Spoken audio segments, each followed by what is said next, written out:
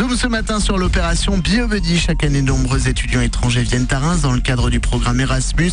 Pour les accueillir comme il se doit, l'université a mis en place ce système de parrainage. Julie, étudiante en L2 BBTE, nous explique comment et pourquoi elle a choisi d'accueillir Judith, une étudiante allemande. Moi, je l'ai connue par le biais des mails qu'on reçoit en fait sur la boîte mail de la fac, qui a été envoyée par le service de relations internationales. En fait, je pense à tous les étudiants de l'URCA. Puis moi, comme j'adore tout ce qui est les cultures étrangères, les voyages, tout ça, j'ai sauté sur l'occasion parce que je me suis dit c'est super cool d'accueillir quelqu'un comme ça pour un peu le mettre à l'aise, quoi, finalement.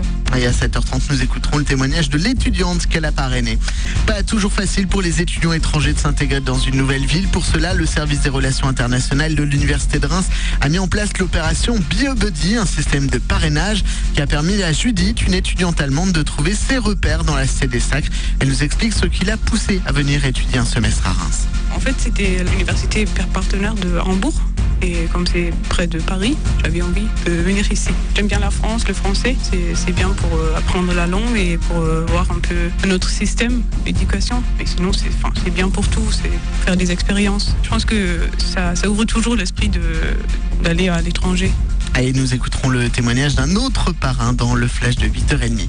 Zoom ce matin sur l'opération BioBuddy. Chaque année, de nombreux étudiants étrangers viennent à Reims dans le cadre du programme Erasmus. Pour les accueillir comme il se doit, l'université a mis en place ce système de parrainage. Jérémy, étudiant Raymond en STAPS, nous explique comment il a eu connaissance du projet.